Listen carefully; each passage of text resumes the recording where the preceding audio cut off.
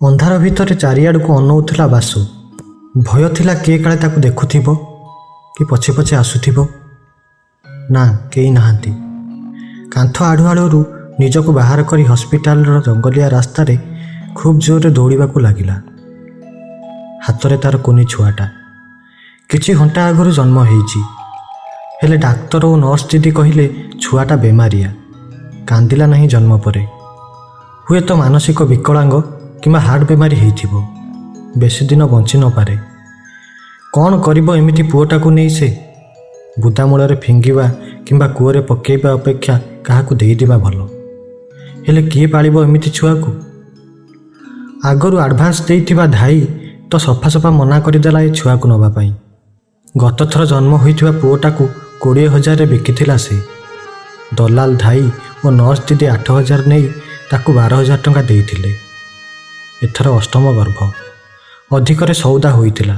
ଭାଗ୍ୟ ଖରାପ, ପୁଣି ତାକୁ ଦାଦନ ହୋଇ ଯିବାକୁ ପଡ଼ିବ।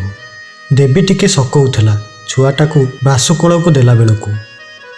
ଘରେ ଆହୁରି 3ଟା ଛୁଆ। ଅଭାବୀ ଘରେ ଏତେ ଛୁଆ ଭଗବାନ କାହିଁକି ଦିଅନ୍ତି କେଜାଣି। 4 ବର୍ଷ ତଳେ ଦେବକୀ ଅପରେସନ୍ ହେବାକୁ କହୁଥିଲା, ହେଲେ ଧାଇ ଏଇ ପଇସା ପାଇବାର ଉପାୟ ବତାଇଦେଲା। କିଛି ଟଙ୍କା ତ ମିଳିଯିବ ବିନା ସୁଧରେ, ତା ଛଡ଼ା ଜନନୀ ସ୍କିମ୍ରେ ବି ଟଙ୍କା। ଛୁଆଟାକୁ ରାସ୍ତାରେ କିମ୍ବା ଅଳିଆ ଗଦାରେ ପକାଇବନି, ପାପ ଲାଗିବ।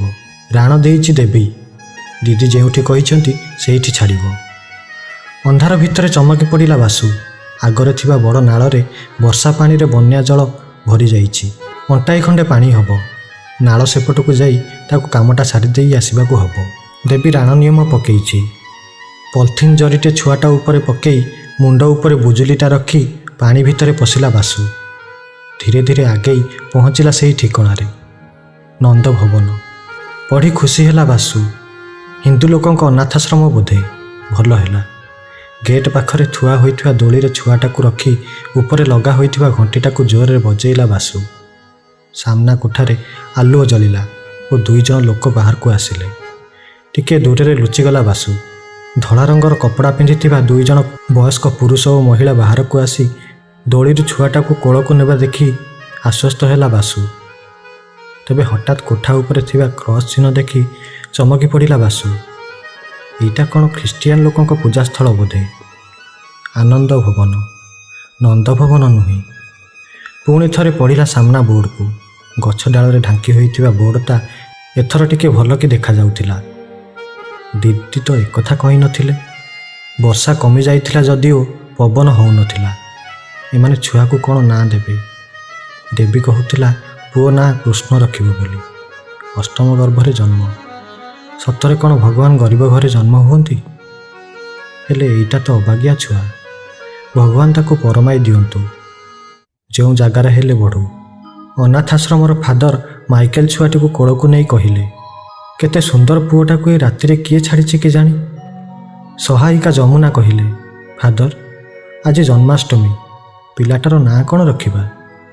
ଫାଦର ମାଇକେଲ ହସି ଦେଇ କହିଲେ, ଏଠି ଭଗବାନ, ଯୀଶୁ, ଆଲ୍ଲା ସବୁ ସମାନ। ଶିଶୁମାନେ ଈଶ୍ୱରଙ୍କର ଅବତାର। ୟାର ନାଁ କ୍ରିସ୍ ରଖିବା। ଏତିକି କହି ତା କପାଳରେ ଚୁମ୍ବନଟିଏ ଦେଲେ ଫାଦର।